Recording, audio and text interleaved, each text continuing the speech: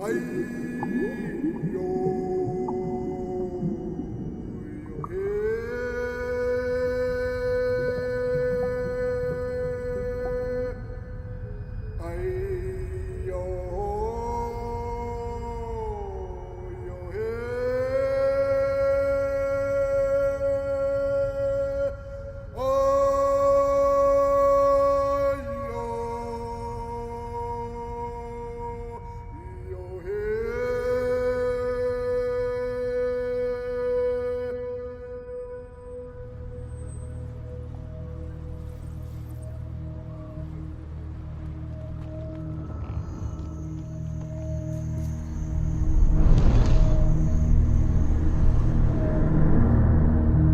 me, the most important question today is how to sit together and to discuss.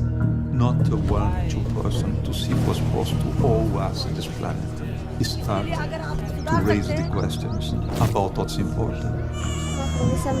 Are you bending the truth of climate change? Why are African states less developed than Western states? And what I'd like to know is the proper balance between Jewish values and other values in a democracy. I have a few questions. Why do they dislike Americans? My biggest question is, how does an individual relate to the group in the 21st century?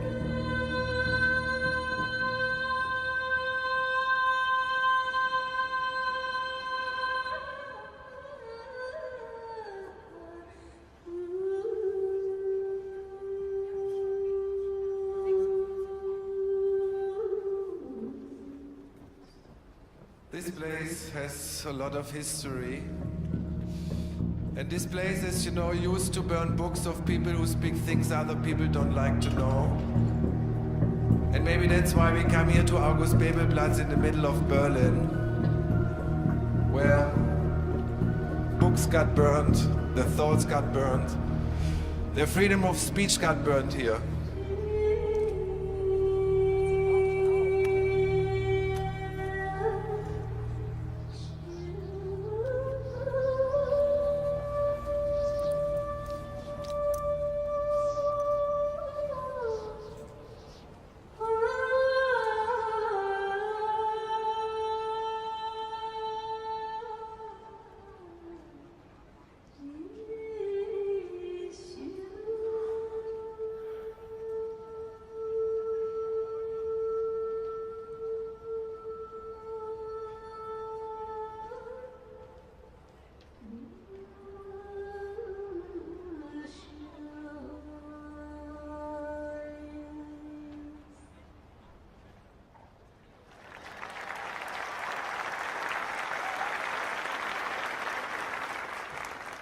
It's wonderful to see all the beautiful faces around this table. We have a long day ahead of us, so we're going to go right into the program. Today, we ask and we begin to discover answers to 100 questions chosen from thousands donated by people from all around the world. We will ask them all over the course of the next 9 hours. Okay, so turn the camera a bit straight rather than that way. Please, thank you. Not so much, a little bit there, thank you. Okay. Together we come together as one to celebrate our diversity and to gather a multiplicity of viewpoints. Thank you for being here with us. At the table of free voices.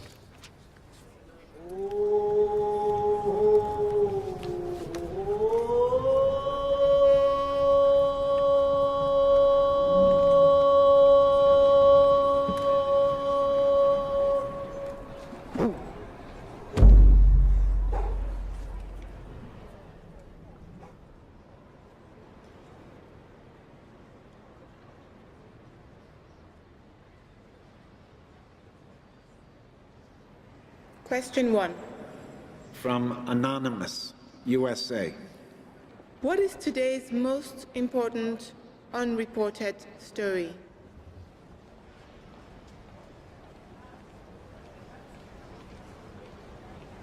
You can start with your answer.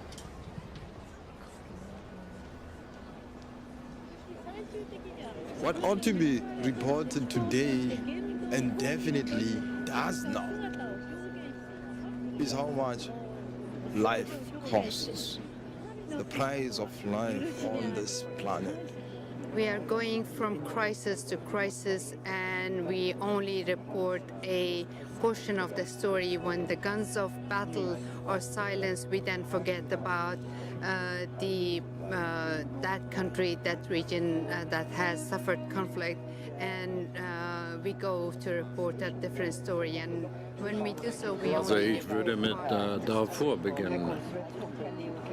Die Ausrottung von Bevölkerungen, nur weil sie eine andere Religion haben oder eine andere Rasse haben und die Welt kaum interessieren, weil sie keine Ressourcen haben, kein Erdöl. The most unreported story of today is the truth behind the global terrorism. We have no idea, really no idea, what is the truth behind it.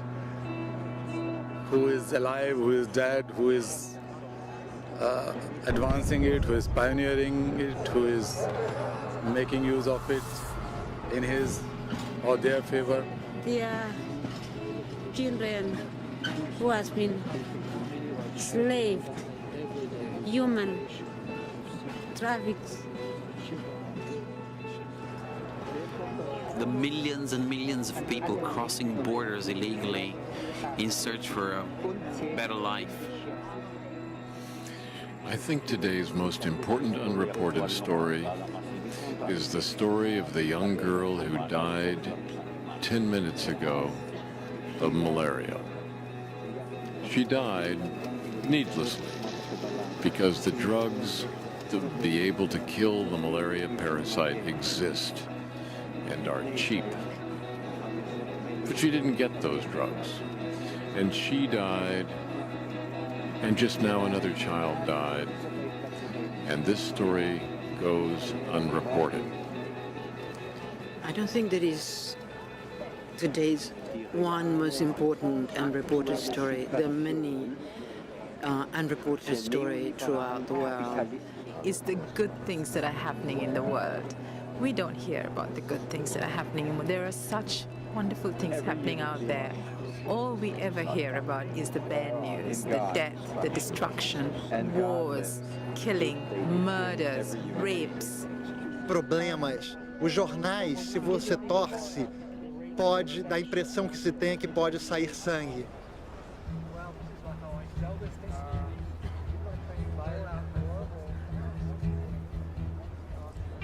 Thank you.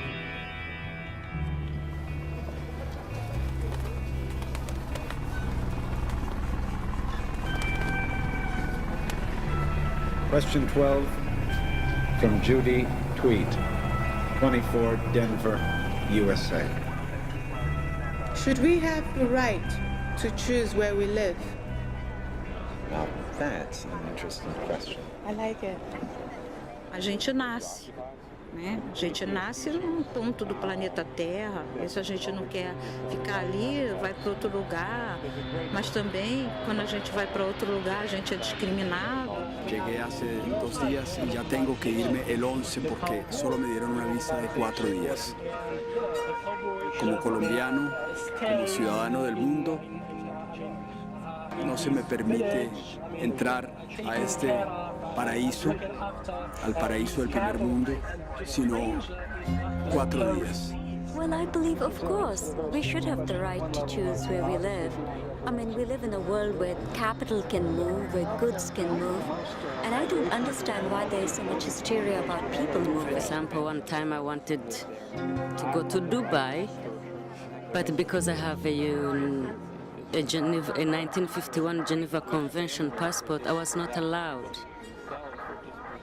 And the reason for this, I asked, they told me that because I didn't belong anywhere.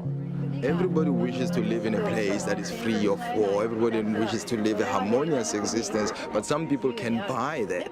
and others cannot. Some people can lay claim to that right and others are just not in a position to do so.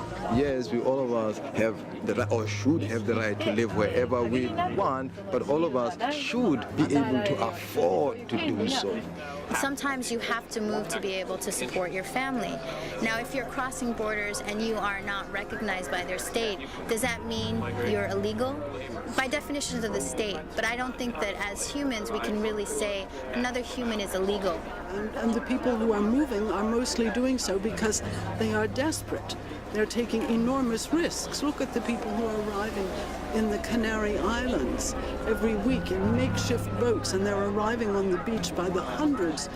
And these people are absolutely desperate. Otherwise, they would not have left. That's not a fair choice. That's not saying I'm going to choose where I'm going to live. You're not going to choose to risk 9 chances out of 10 of drowning or being killed before you actually arrive. That's not a choice. You could also ask the question, shouldn't we have the right to remain where we are? This is a very urgent question for many, many people on this earth.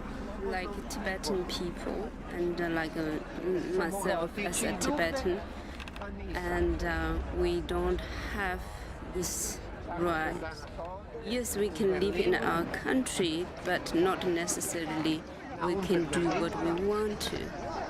Le jour où le droit atteindrait effectivement la possibilité de donner ce droit sans restriction à tous les hommes, ce jour-là, l'humanité aura franchi plus qu'une limite. Elle aura atteint un degré d'évolution tout à fait désirable par toutes les cultures et par toutes les nations. It's important we can live where we want to. And everyone, I think it's important their nets. Even the birds need their net. The human being need their homes.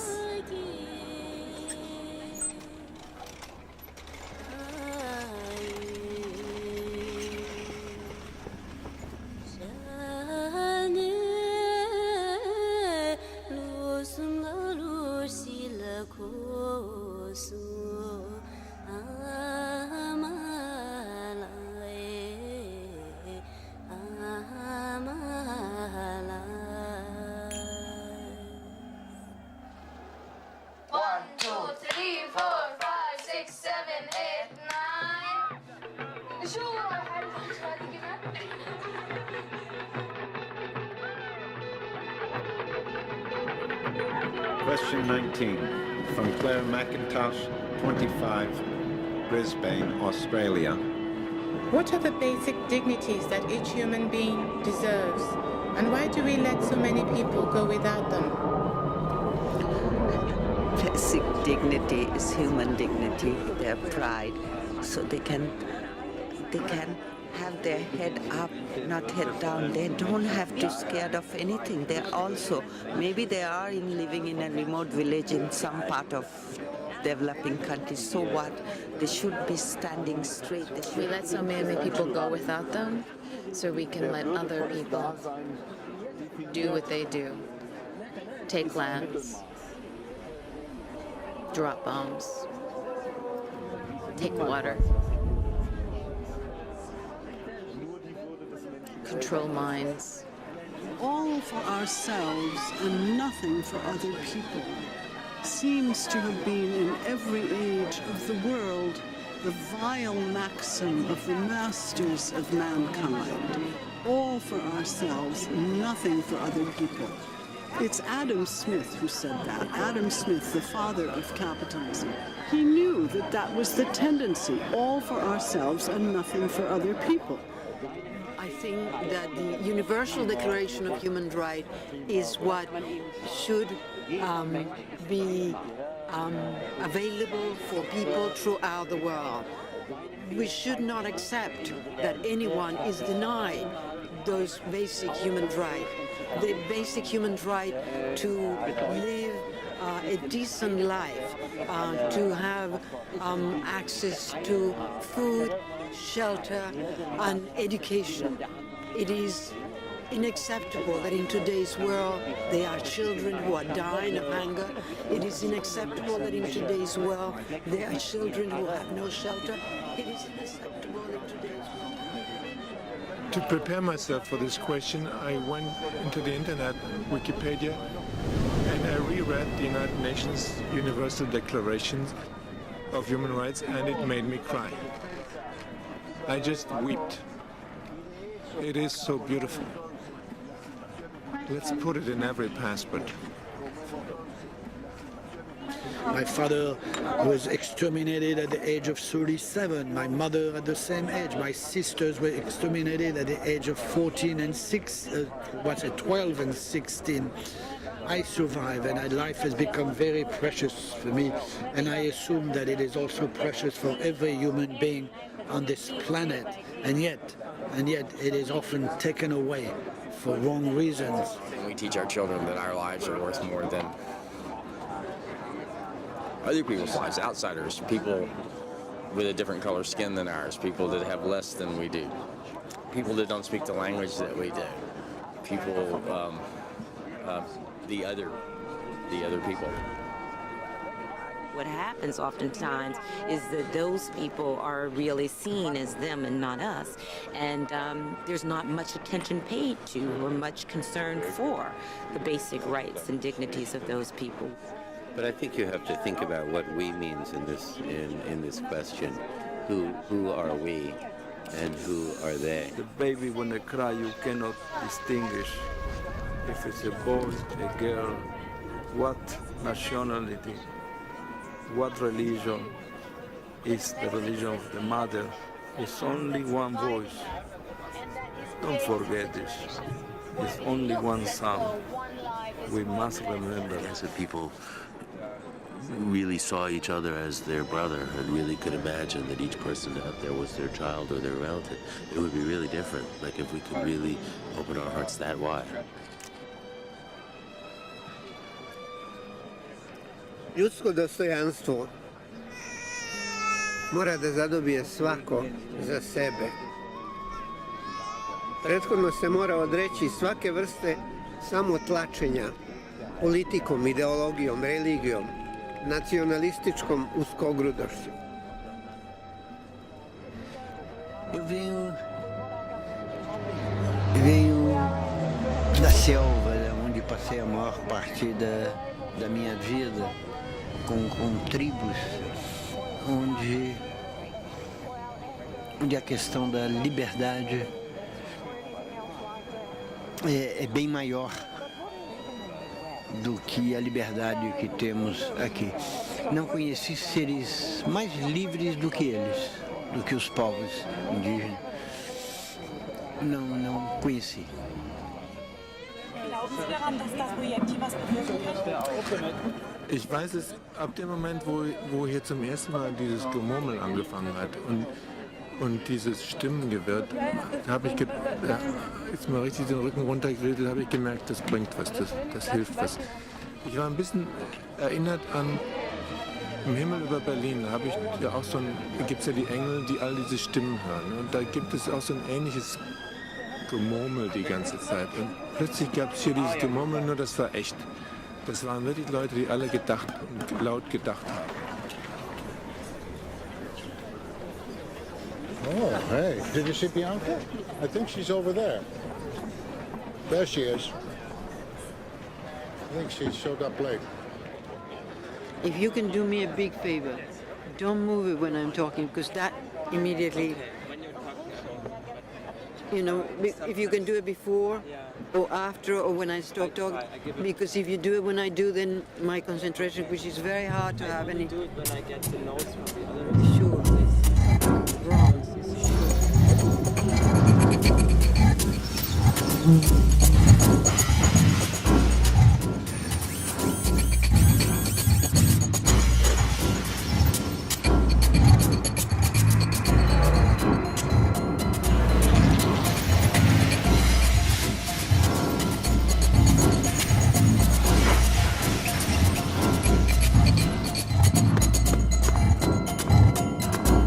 Question 28 from Andrew, 22, Frankfurt, Germany.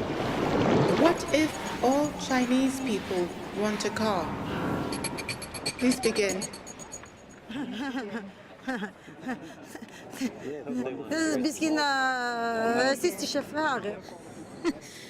It's why not?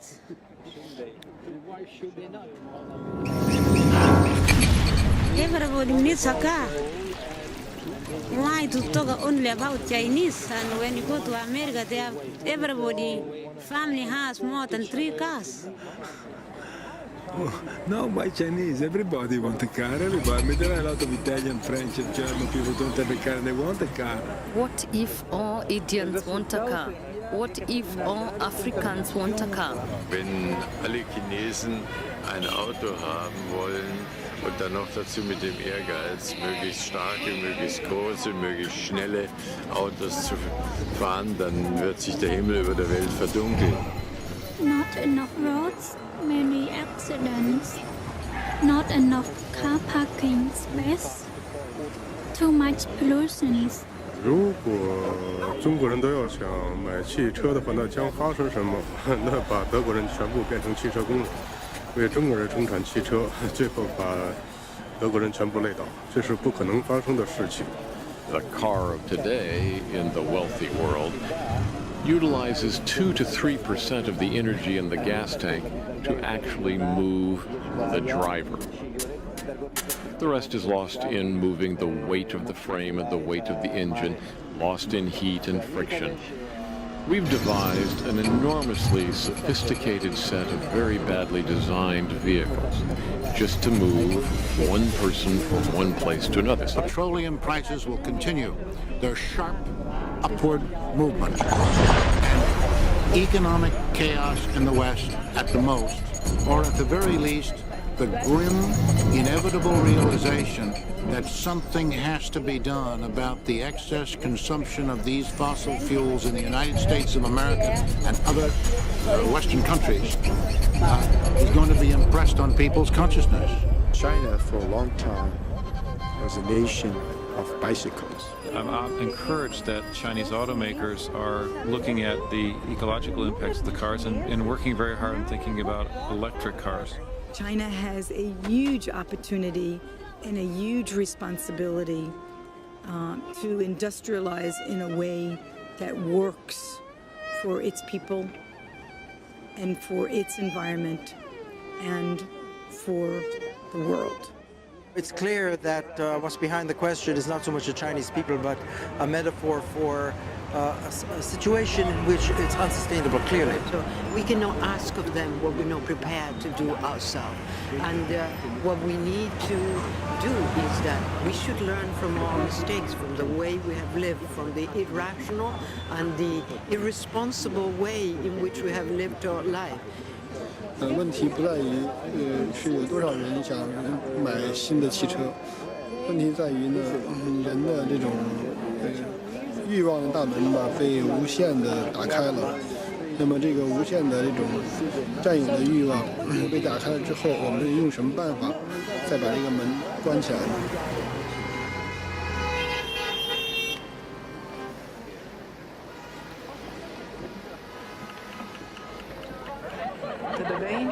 Tudo bem. Enjoying? Good. A little bit exhausted. Yeah. Hey, wow. It's too much. Oh, yeah. This is just so cool to be here doing this. Is it? Yeah, I mean, this is where the Nazis burned the books. Oh, now I get it. Those stack of books are there because of that. Jesus, I didn't realize it. Willie. Hey, how many questions do you have now? After all the, after so many questions. Eu estou falando tanto, estou falando tanto sobre os problemas. Estou mandando brasa. Am I doing okay? Question 33 is from the New York-based novelist Siri Husfeldt, who asks, I'm very curious to know, to to find out how consumer culture actually influences, the personalities, the ways people live, the way they think inside themselves in a given culture. How it becomes part of us and what it means to be able to resist that visual and verbal culture. It seems to me is always reducing and simplifying reality into something that can be easily bought and sold.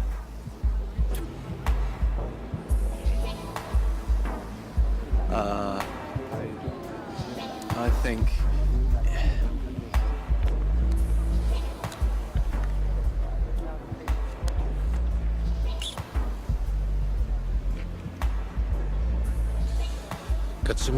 consumer culture.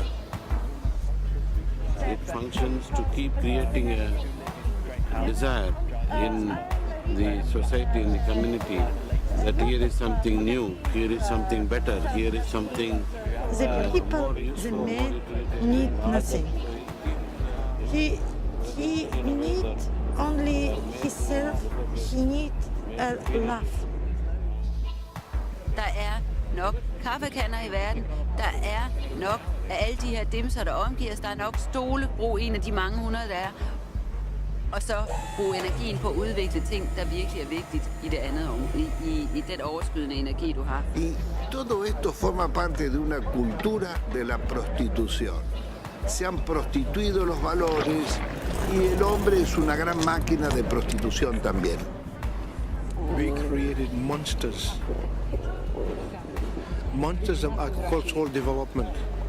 McDonald's cows are killed, and there's no ceremony of killing the animal. There's no honoring, thanking that animal for providing the food for us. So when there's no ceremony, the food we eat becomes bad. And guess what? Where McDonald's is eaten, people become sick. What did you expect? There's no ceremony. The most powerful people on the face of the planet are the ones who can affect the most minds, who can be able to influence human behavior and social movement and the way in which societies view themselves, see themselves, the way they walk, the way they talk, things they eat, they drink and such like. And it's all a matter of economics. Es un modelo que nos está destruyendo. Es un modelo que nos está consumiendo.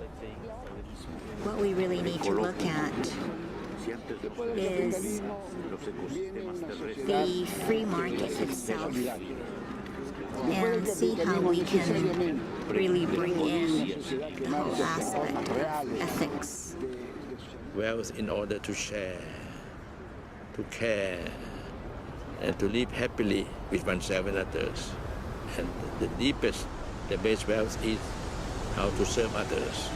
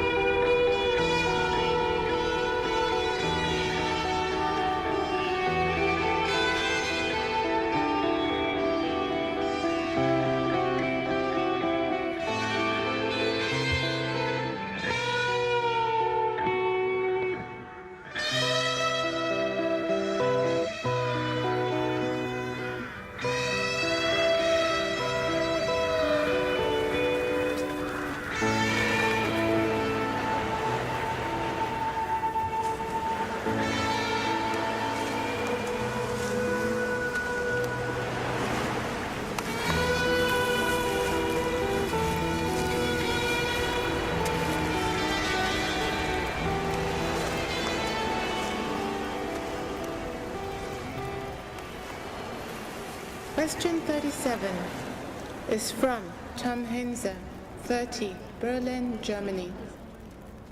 Does our wealth depend on the third world being poor? Die Bezeichnung Dritte Welt ist schon ein arroganter Anspruch. Es ist keine dritte Welt, sondern es ist auch eine Welt, die etwas anders entwickelt ist oder etwas in Entwicklung zurücksteht. Aber sie ist nicht die dritte Welt. Wer soll denn die erste Welt sein? What is that definition of the third world anyway? Is there a first world, a second world, and a third world? Not really. One world? Not doing so well. Humans fucking it up. I mean, if our wealth depends on the third world being poor, then we're in trouble. We're in trouble. Começaram primeiro tirando o ouro. O ouro que para povos indígenas não tinha valor como tem para o capitalista. Africa has been the cradle of mankind, and I stand very clearly and say that Africa is also going to be the deathbed of capitalism.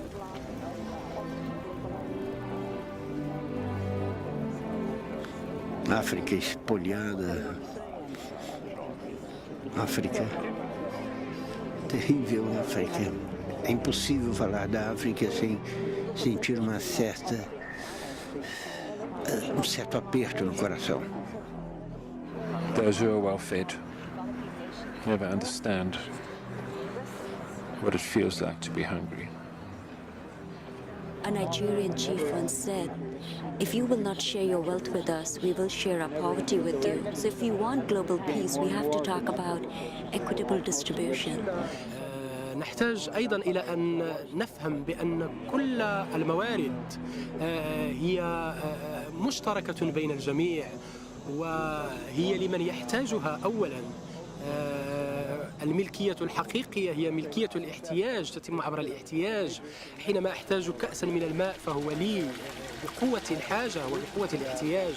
Fair. Fair is not a word that you really hear in economics too much. There is a connection that we have to make as to the poverty of the people, the wealth of the land, and be observant as to where this wealth is going. What I believe globalization is really about is about forming global family, moving out of what I call a juvenile species mode of hostile competition and into a more mature mode of cooperation. This has happened to many species all through evolution, and it's our turn now as humans to do this. I make it very simple. One is joining in the generosity of the divine, which is a power of giving. All life is given to us, and those who do that are forgiving. And then if your life is centered around getting, then you're joining in the culture of forgetting.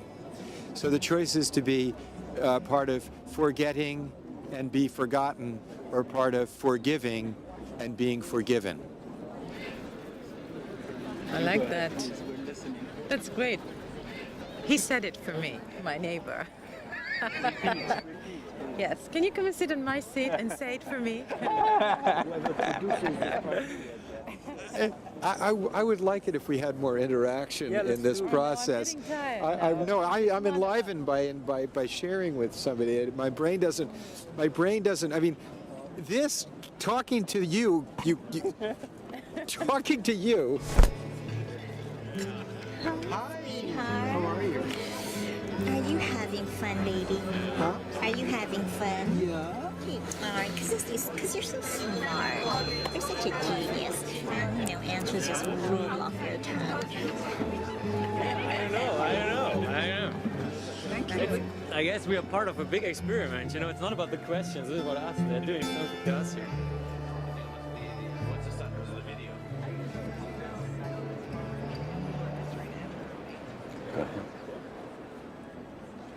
Thank you. While you were giving your answers to that last question, I was walking through the circle and I was able to see all your faces, hear your voices, see your expressions. And it was deeply moving for me to see everything that I saw as I walked through the circle. It's such a diverse group that we have here. We're our own United Nations. I saw people from Africa, from Asia, Australia, from, Europe, Americas. And it's beautiful that we're all together here investing in the future. Question 41 from Adrian Messeros, 30, Budapest, Hungary. Is there a modern version of colonialism? Yes. Yes, there is a modern version of colonialism, and it's got a name. It's called debt. It is called debt, followed by the structural adjustment policies imposed by the World Bank and the International Monetary Fund. A lot of this money coming to developing countries is actually used to control the sovereignty of our own government, of our own people. The bank and the fund move in and they say, okay, if you are going to pay back your debt, and you must pay back your debt, then you have to put interest rates way, way up. That makes it harder for businesses to borrow and to employ people. You got to privatize everything in sight, so that gives big opportunities to foreign companies and local elites to buy up all of the previously public companies. The United States of America was itself built on the decimation of entire people. Europe has been built on sucking out the Congo, on sucking out the golden diamonds of South Africa. Primero fue el esclavismo y las materias primas. Hoy sigue siendo el petróleo, hoy sigue siendo el diamante, hoy sigue siendo todos los minerales y materias primas. Los países latinoamericanos siguen sufriendo la explotación de sus recursos. All of these policies have been very beneficial to a tiny minority of the people in these countries. Так называемые вампиры. Это вампиры. Они используют чужую энергию, чужую силу, чужую жизнь для собственного благосостояния, чтобы проживать в экономическом довольстве. It's modern economic colonialism based on globalization, but its structure is almost exactly the same as it has been for 400 or 500 years. It's better than colonialism because it doesn't need an army. It doesn't need an administration.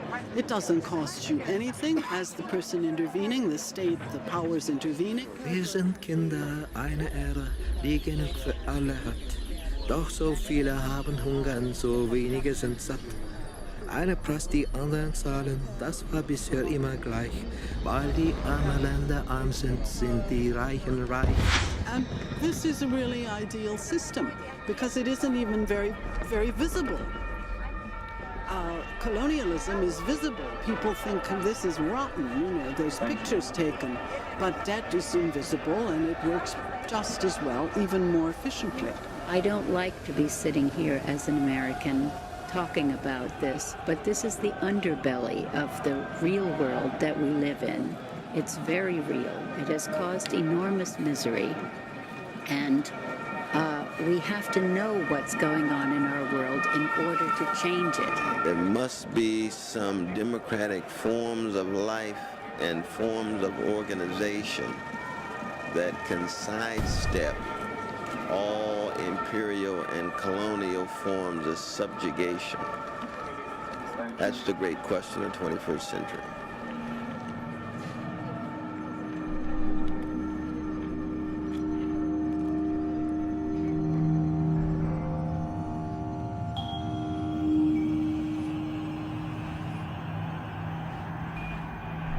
Question 45 from Katerina, 24, Germany. Why do we still believe more in nationality than in humanity? It is by the conditioning of mind that we are trained all the time, that you are part of a national identity. That is how we see it. And within a nation, again, it gets down to smaller and smaller and smaller identities. And so we are fearful We have been put into a framework to protect ourselves. We are so insecure. We do not know who is for us and who is not for us. And that has destroyed the humanity. أعطيك مثلا في العراق الآن أصبح في بلدي أنا من العراق أصبح أكثر البشر يلتصقون بأبناء عمومتهم أو بأبناء أخواتهم أو بأبناء المدينة الواحدة. سابقا لم يكن نسأل من هو، من أين أتى هذا الشخص، من أي مدينة، من أي قبيلة، من أي عائلة، نصادقه ونذهب. It is security, psychological security, that enables people to feel an expanded sense of self, that enables them to respect difference. It is when people feel frightened, scared, cut off, that intolerance grows. And in the nation states today, people are being manipulated through the mass media to learn to hate the other whom they have never met. We live in a world where we have been conditioned to be tribal, to be nativist, to be nationalist. Of course, it's important to understand that nationalism is really fanaticism. Moi, je pense qu'en chacun de nous, il y a un dictateur raciste. Je suis persuadé de ça. Weil uns die Familie näher ist als die Sippe. Die Sippe näher ist als der Stamm. Der Stamm näher ist als das Volk. Das Volk näher ist als die Menschheit. I, for one, don't believe in nationality at all, and I think more and more of us in the 21st century, children of the world of possibility, children of the future tense, perhaps, live in the passageways between nations, between cultures and between categories, outside the traditional definitions, and our affiliations are not to nations or to the traditional order, but to something beyond that. I believe that to a certain extent, the concept of nationality is beginning to erode as we turn into a kind of genuinely transnational people. Sometimes the worst enemy is our own perception. Thank you.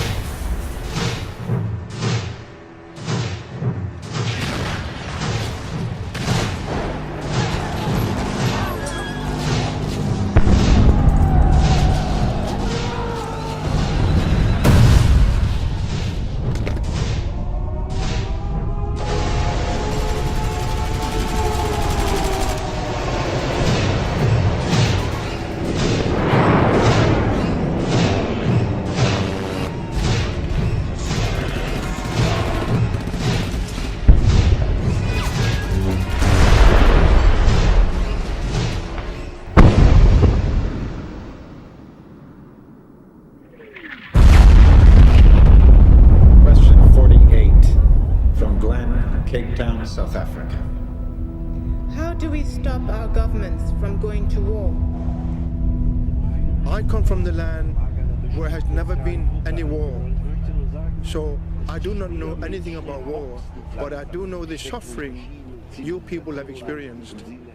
Me, I come from a land of peace, where nothing but peace has been in existence, where no one is fearing being shot, where no one is aiming at you, where no one fights for the land. We go to war, you, me, us. Governments don't go to war. Governments send us to war. We pay the price. And the price that we pay is not only physical. The price that we pay is psychic. we lose our moral groundedness. We lose ourselves. It's really a shame. The big powers should be ashamed of what they are doing with the civilization, killing them. I'm a survivor of war in Bosnia, and for 3.5 years of my childhood, millions of bombs exploded in my city. And to hear a bomb explode is an experience that can't be explained or described, because you feel it in your body. I remember just my whole body reacting to such loudness and to destruction, and my heart would jump every time, millions of times, and there were times when it felt like my heart could no longer take it, and it would just sort of burst into millions of pieces. We human beings are nothing but a collateral damage. We're not talking about numbers, we're not talking about lives destroyed, we're not talking about families destroyed, but we're basically talking about just collateral damage. It's just numbing, because we're not seeing a face, it is distant. The political process has lost touch with the reality that the fact that war is only about economics. Es incomprensible que hoy por hoy las potencias mundiales destinen tanto dinero para la muerte. We've lost our connection to our responsibility for what our governments do. And we get lost in our powerlessness, and we think we can change it in a few moments, that people marched against the war and it didn't work, and so everybody goes home and starts to do their lives again, while what they were in the streets about originally has become a greater nightmare than they could have ever imagined. But why was it horrible when they first entered the streets and not so horrible now that no one's in the streets? How do you stop the government is a very difficult question. The only way I think one could do is by overthrowing that government by a revolution. But then, of course, the notion of revolution in our time is so archaic, so dépassé. We don't think on those terms anywhere. But that is the only way we stop a government. Самый лучший способ, который могут применить женщины всего мира, не отдавать своих детей для того, чтобы из них делали солдат, для того, чтобы из них сделали убийц. Jer ja dolazim iz jednog regiona gdje smo se mi uzajamno omrzli i počeli jedne druge veoma bestijalno da ubijamo, kao da onaj drugi više nije čovek. We have these disasters in which, in a very short period of time, a massive amount of destructive power can be brought to bear. The governments doing this must be replaced. The leaders individually responsible for these actions must be held to justice. We've seen a wonderful trend in the past 20 years with General Pinochet and a number of others whose actions led to genocide, led to disappearances, led to death, being brought before world courts of justice. So we must move to a world in which every leader is held accountable in the same way, with the feeling that their actions will be judged. As a human being, I feel that what is today's war? We are killing each other, and it's something that taking peace away of lot of people.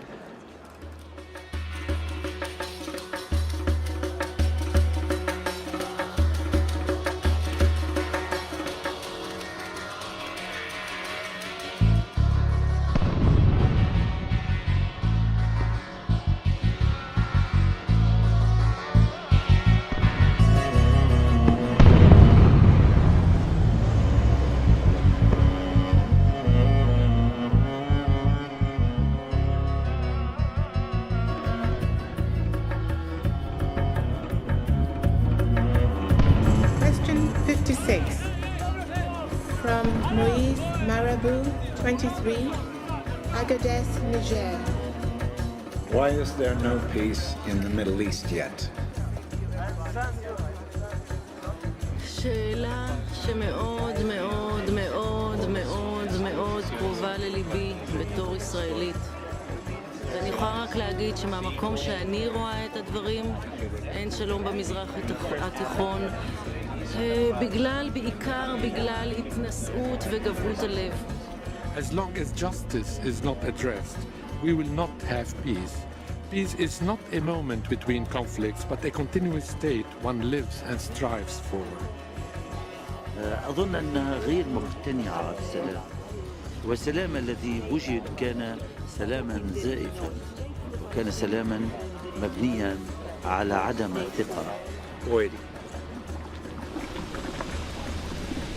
Also ich glaube, der Grund ist, weil es Fanatiker auf beiden Seiten gibt.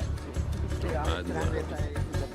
אסור להתעלם מהעובדה שאנחנו נושאים צלקת נפשית עמוקה מאוד, והבעיה היא שבמקום לקחת על עצמנו תהליך של ריפוי ולהבין שאנחנו חייבים לגייס חמלה ואהבה וסליחה כדי להגיע לדיאלוג בגובה העיניים. אנחנו כל הזמן מתבצרים במה שנקרא צדקתנו. אין דבר כזה צדקתנו. ואנחנו חיים בתחושה שמותר לנו בגלל מה שעשו לנו. I believe the Palestinian and the Israeli would like to be able to coexist together. The whole argument that we were here first and they were here first is totally irrelevant. We are all visitors on this planet. We are all strangers walking on borrowed land. Once the Palestinian and the Israeli will live equally with self-respect, with respect to each other and solidarity, it will echo to the entire world. It will stop these stupid battles that those states decide of a culture between West and Muslims. It's such a bullshit thing. In Israel and Palestine we can prove that this is together can be the most beautiful culture one can have. I know I sound like a dreamer. In my country, in my community, we normally say panorwa mikono sora ndiro rino parara, which means that where two bulls fight, normally the grass is the one that suffers.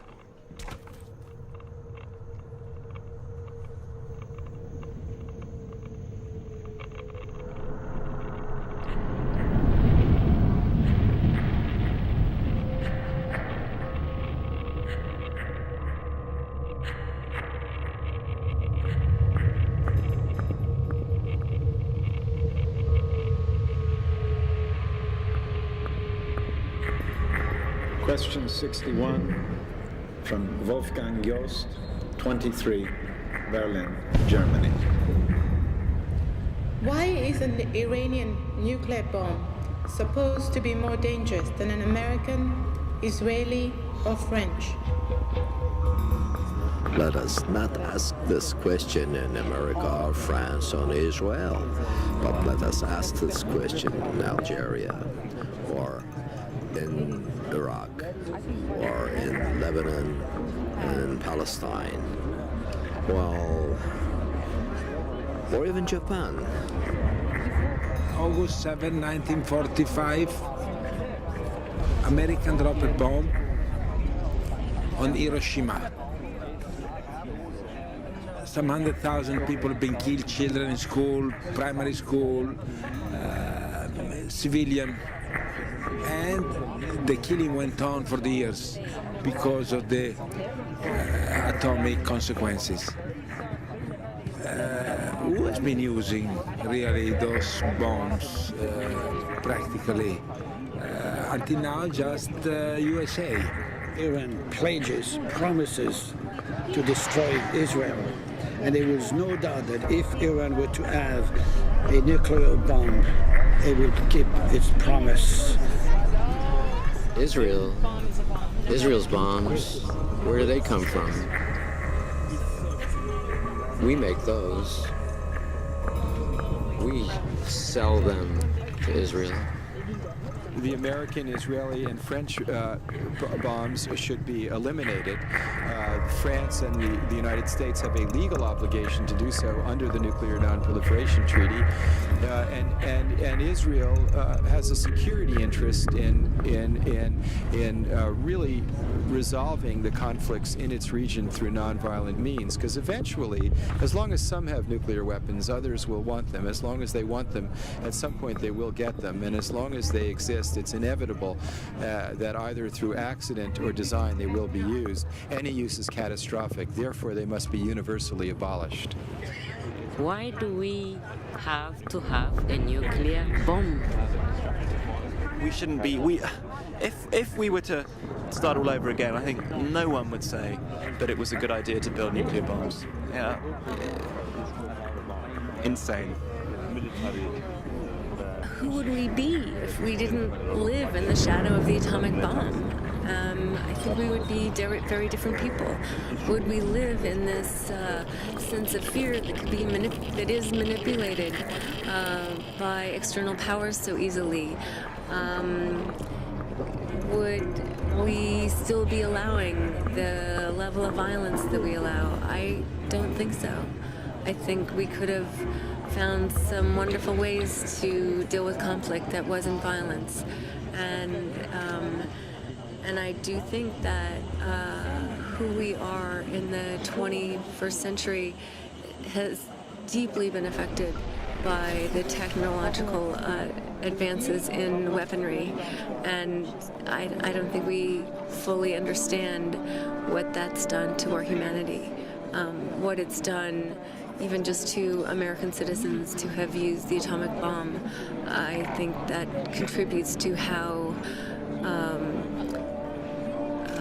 kind of violent our own inner natures is. It's contributed to the level of depression, the level of addictions, the disconnect and denial. And yeah, I think it would be a very different world.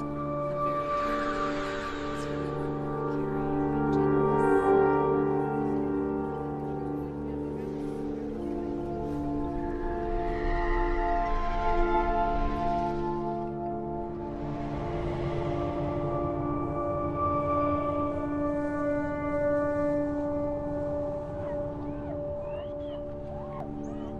Thank you. Question 62 is from the writer and activist Arundhati Roy. Between nonviolent resistance and armed struggle, where do we go? What is effective?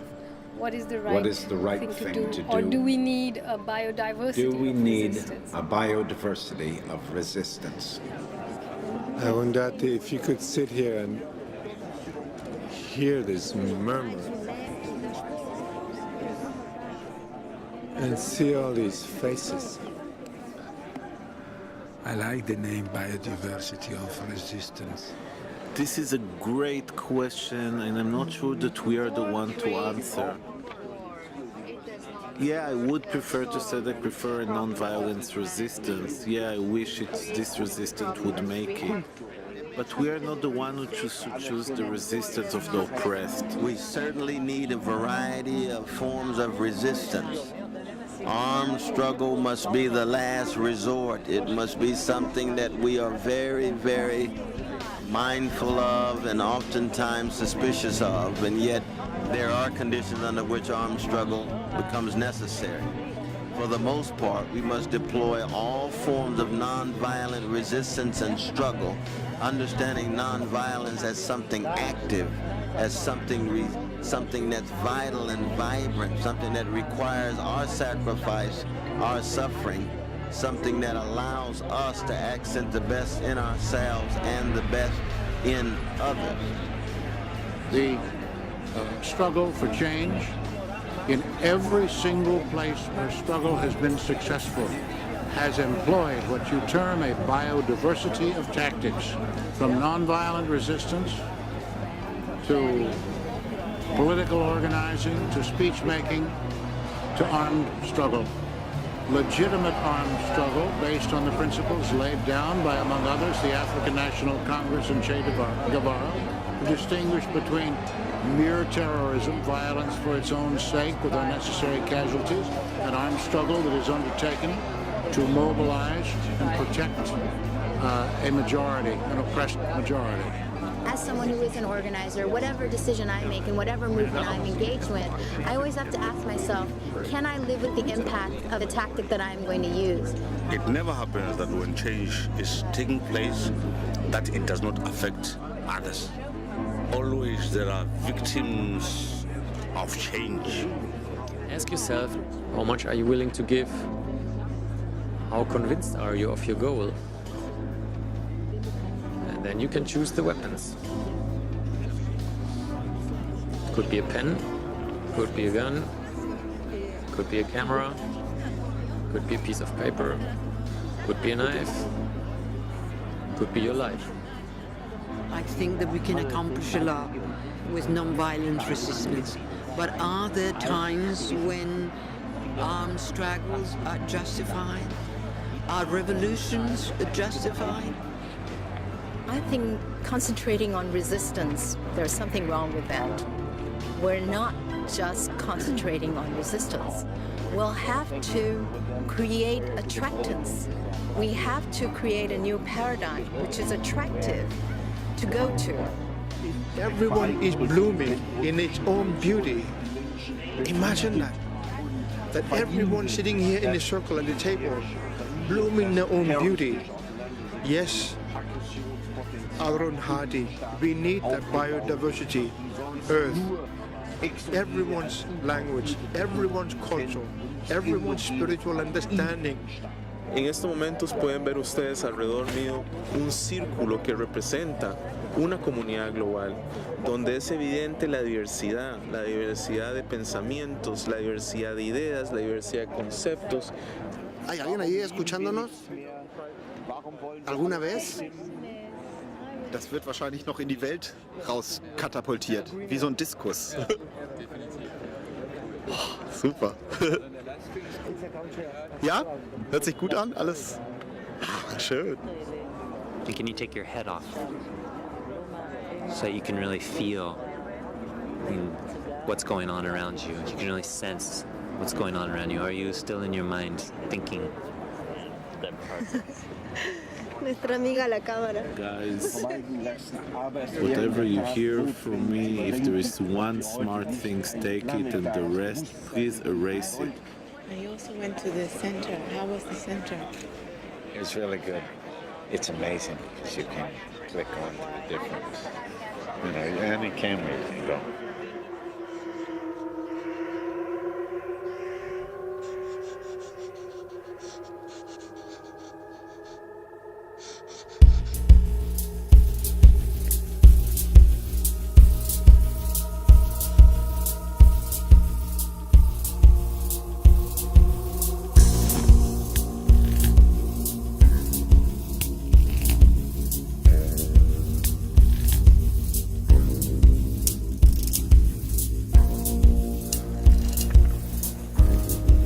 Question 75 from Sarah Francis, 35, Dublin, Ireland. What does courage mean now?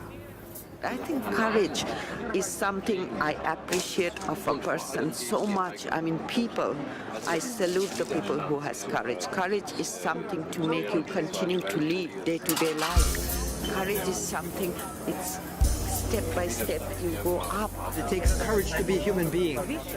It takes courage to be. Einsamkeit ist Mut, Hermetik, totale Neutralität, sich, seiner selbst unsicher zu sein, ist Mut. Courage is so many things. Courage is the courage of Aung San Suu Kyi, who has been kept incommunicado and on house for arrest. Courage is the courage of the young students in Tiananmen Square. We risk our lives in different ways. Well, I've never really risked mine, so I can't say. I've never lived in truly dangerous situations the way so many people around this table have done. Well, to put it quite simply, I'm willing to die. Yes, I'm willing to die. I have the courage to take the risk to die, to defend who I am and what I'm doing. Well, I mean, we're sitting in a square where the adventure of Nazism took over this beautiful country of Germany and distorted the laws of justice in a most gross and horrific fashion. Imagine the courage of people that broke the laws of the state to honor the higher law of caring for human life. 你知道中国的劳改相当于苏联的古拉格，相当于德国的集中营，大概4、5千万人都在里面生死掉性命。我自己在里边待了19年，19年以后我到美国来，我也不想谈这些事情，但是最后还是起来了，因为人的生命就这一次。 ¿Qué hubiera sido la Argentina sin el coraje de las madres de Plaza de Mayo, que frente a la dictadura del terrorismo de los generales Videla, Macera y Agosti, que hacían desaparecer miles de personas y las arrojaban al mar? ¿Qué hubiera sido de nosotros sin la lección de coraje de esas madres que frente a la Casa de Gobierno todos los jueves desfilaban con los retratos de sus hijos desaparecidos? Coraje significa comprender de que esos poderes no son invencibles, como están demostrando pueblos en el mundo, que con coraje, con indignación, han logrado expulsar transnacionales de sus países, han logrado voltear, tumbar gobiernos. That courage has everything to do with looking the future into the face, always acknowledging an element of the unknown, but believing that if one sacrifices, if one suffers, if one takes a risk and allows oneself to be vulnerable, that one can still make a difference. Il faut garder ça en tête et ça devrait nous rendre d'autant plus radicaux et motivés que nous ne risquons pas notre vie, parfois que des ennuis, un peu d'ostracisme, un peu moins de bien-être. Courage is also not just about changing this world. It is really also about ensuring that the present-day world does not change me.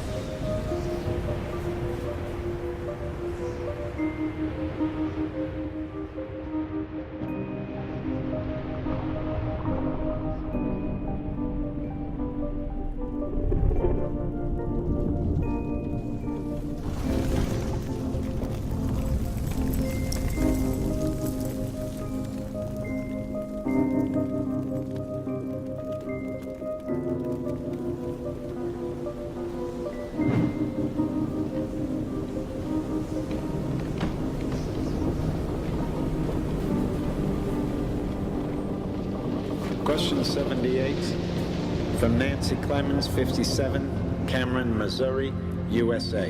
What can I do and tell others to do to stop global warming? What can I do and tell others to do to stop global warming? Please begin.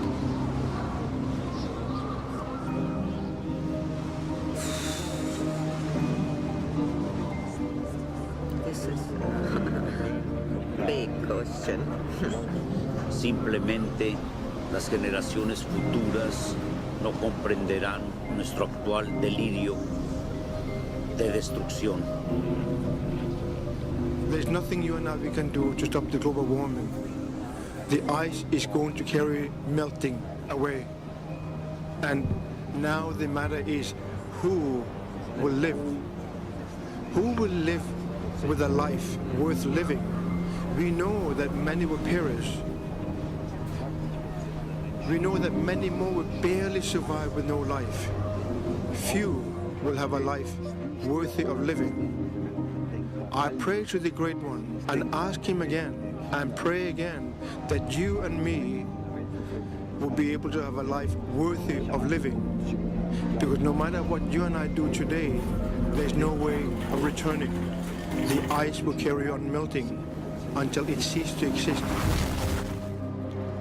Actually, we can't stop global warming anymore. As an evolution biologist, I firmly believe that we cannot stop it anymore. However, we can slow it down. Global warming is not about science, it's about experience. Science will give us the facts, it will give us the data, and it may move us to act. But ultimately, how we move each other to act is a question more of the heart than it is the head. Yeah, well, I guess that we're all part of the problem, but we also could be part of the solution. And I mean, for myself, I could make a contribution by stop driving my car. Transitions to biofuels and even large-scale wind and solar would probably not be able to be sufficient to sustain an industrial system at the present scale. And so the answer is powering down. Right now, hundreds of communities are starting to take these steps. They are engaged in what is called power down. They are looking at how they, as communities, can take steps right now to localize their economies. They realize that if oil prices shoot up or if there's scarcity, they may find the supermarket shelves empty. They may find that they won't be able to heat their homes, that they won't be able to travel. We must talk about how to control our cheap desire. I think something we can all do worldwide is to shame and ridicule the people who are polluting.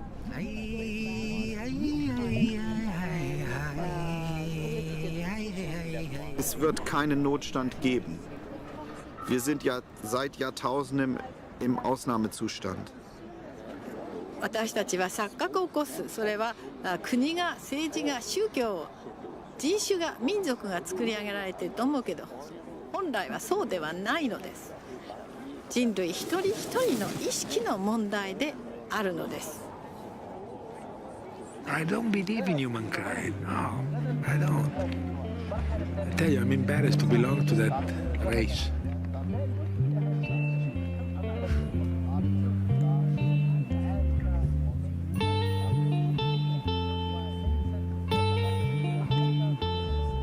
And at the same time, I'm fascinated by it. La bella e la bestia.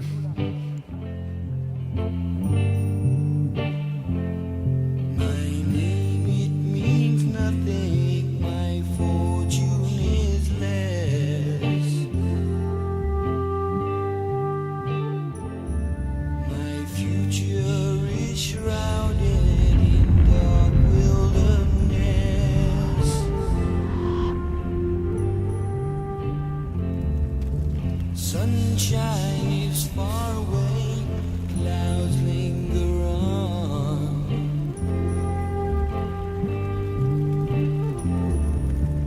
Everything I possess, now they are gone.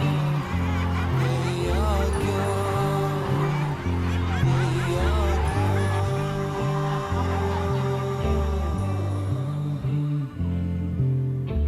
Question 83 is from the photographer Sebastião Salgado of Aimorés, Minas Gerais, Brazil. Can a person be perceptive enough to see our planet in a way that tells them that they too are part of nature? We all start seeing clearer and clearer the damage done. We see it at our doorsteps.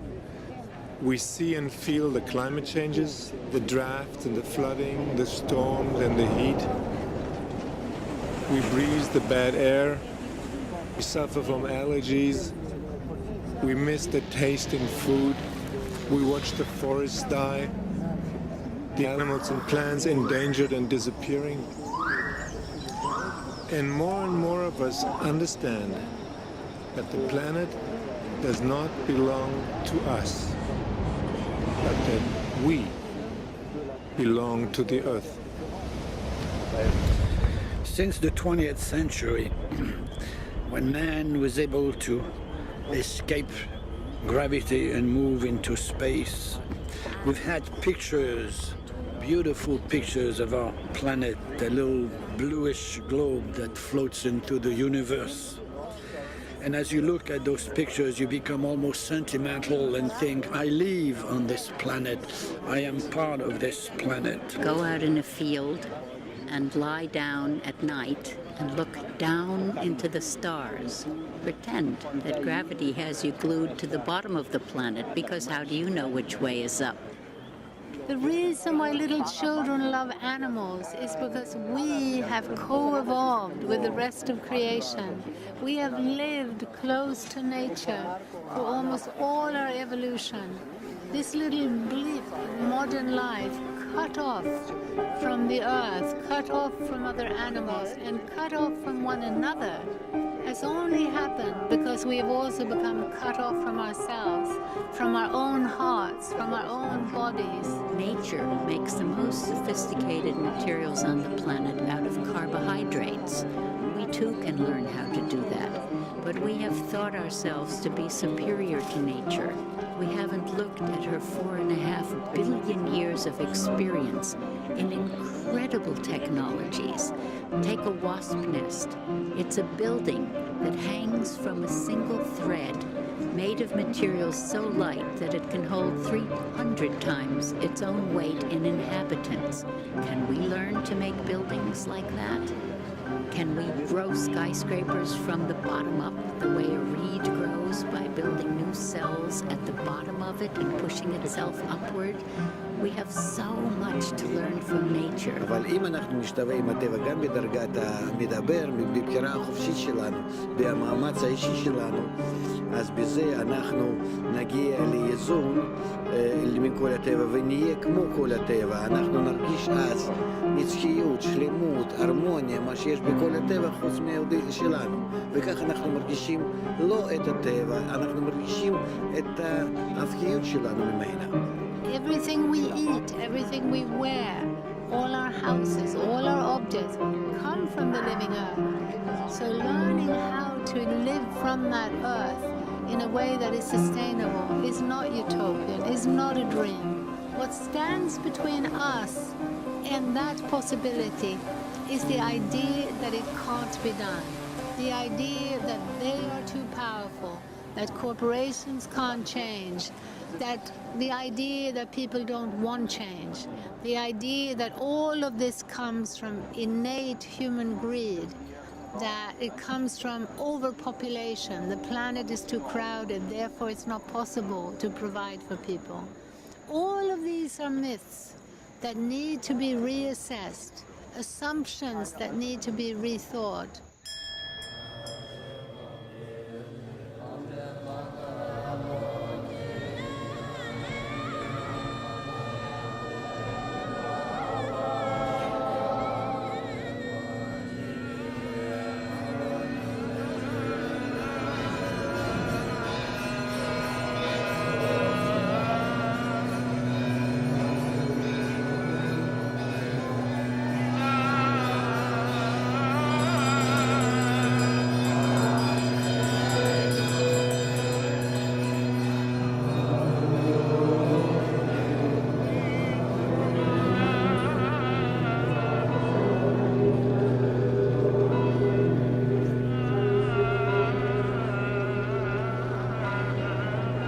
Question 96 comes from Miraj Khaled, 30, from Dhaka, Bangladesh.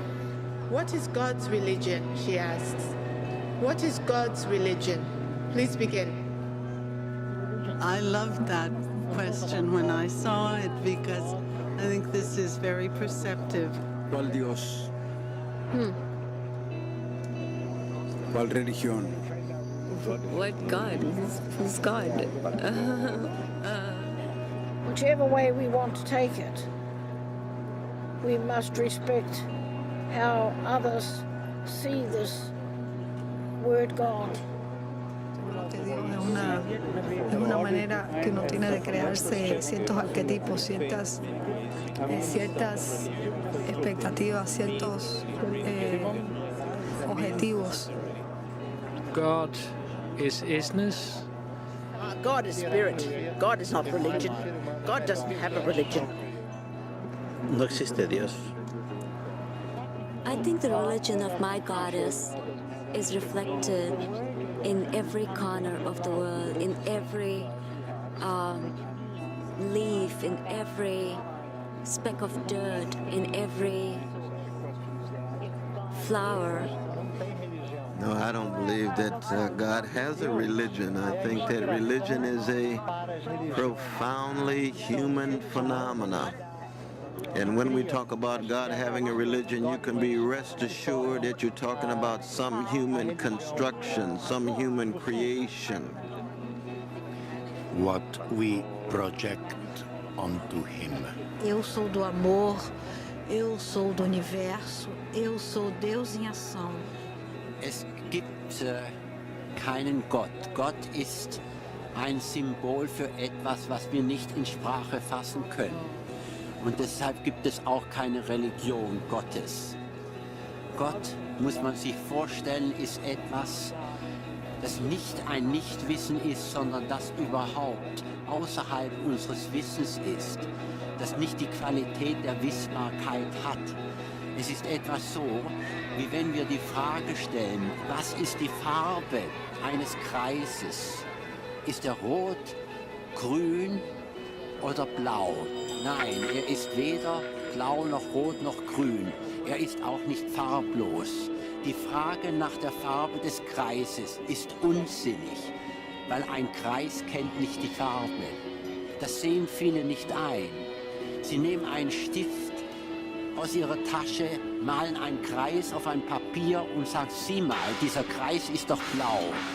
Ja, der von uns gemalte Kreis ist blau, aber die Farbe, die kommt von meinem Stift und nicht von dem Kreis. Die Farbe des Stiftes ist die Religion, mit der wir das Göttliche ausdrücken. Aber den Kreis selbst können wir nicht zeichnen. Es ist etwas, was mit Farbe nichts zu tun hat. Und es gibt so viele Religionen, wie es Farben gibt, mit denen ich einen Kreis male. I really like that one. I'm someone that believes in God, but I believe, all I know about God is there is a God and it isn't me. That's all I've been able to figure out so far. Don't you think God is in you as well? Oh, absolutely. Absolutely. Most of my whole thing of spirituality is like, I'm a recovering heroin addict. I haven't met God yet. If I meet one day, then I will ask him the questions.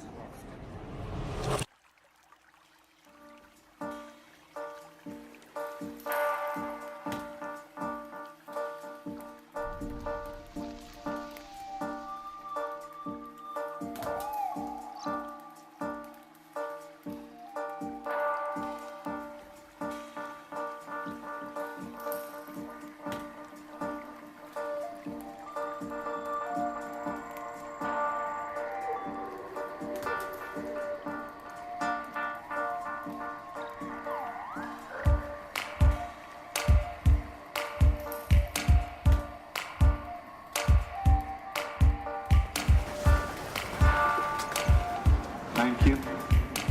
Thank you too. Last one. Question. 100. 100.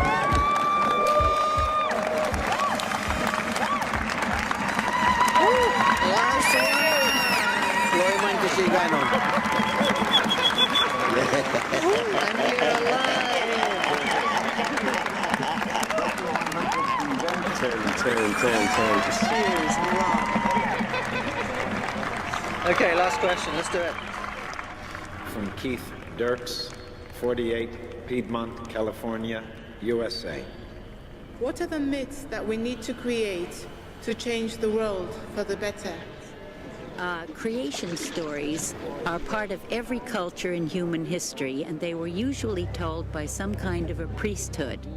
But now science tells the creation story. It's been elevated to that status of priesthood that gets to tell the big story to the culture. What story is it telling us? That we live in a non-living, purposeless universe running down by entropy. Oh, how cheery is that for a creation story? And then we add in that evolution on this planet is about the survival of the fittest, about an endless competition and scarcity, and that you have to get what you can while you can and beat the other guy to it. Now, this is a totally depressing creation story, a universe running down meaninglessly. You're caught in it. You're stuck in an endless struggle and scarcity. This is a terrible story to be telling people, and it does not fit the scientific facts. We know that every force in nature has an opposite. If there's entropy, there has to be syntropy. We know that in evolution, there's a tremendous amount of cooperation. In fact, I'd say there's a great story in the maturation cycle of evolving species, where they first are young and grabby and multiply as fast as they can, take all the territory they can, bump off their competitors, act like capitalists, and then they discover bit by bit the advantages of cooperation. And as they do so, they build bigger and bigger cooperative enterprises and find out that their economies are cheaper, more effective, more efficient, work for everybody, and you get the evolution of rainforests and human bodies made of 100 trillion cells working in complete cooperation, even though they're so very diverse. This is a story we need to tell in the world. A great new story of the human species growing up into global family, doing win-win economics, and making a better world for all. Human beings are appreciators, not just observers, but appreciators, participants, even co-creators of the cosmic process. The whole world is deeply entangled.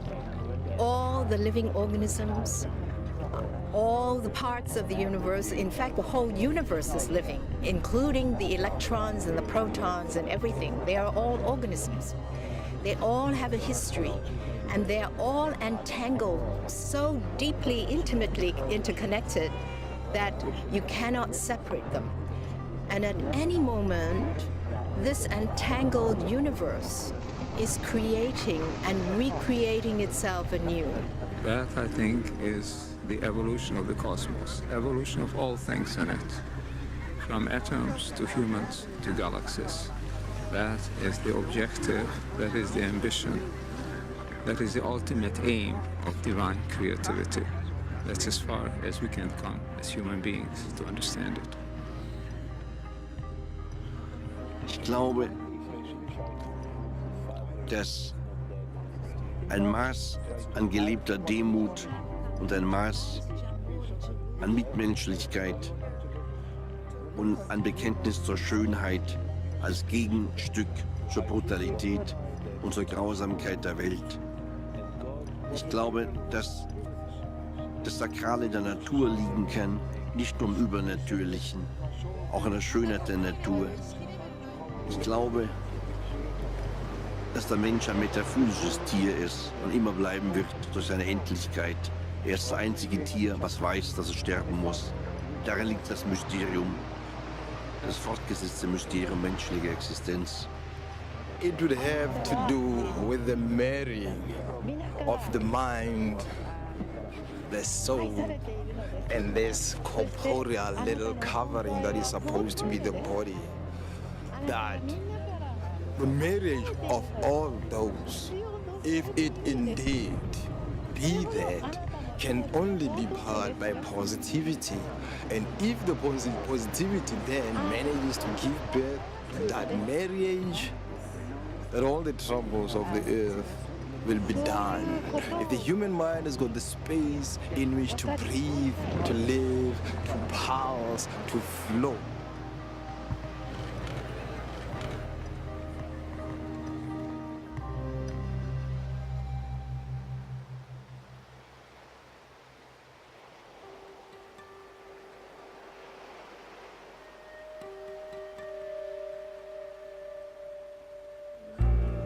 who is gonna ever listen to all of this? Because we are 112, there's 100 questions.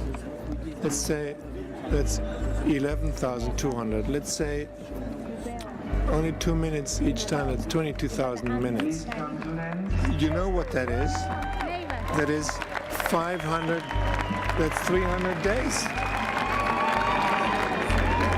Okay, it's finished. C'est fini, hein?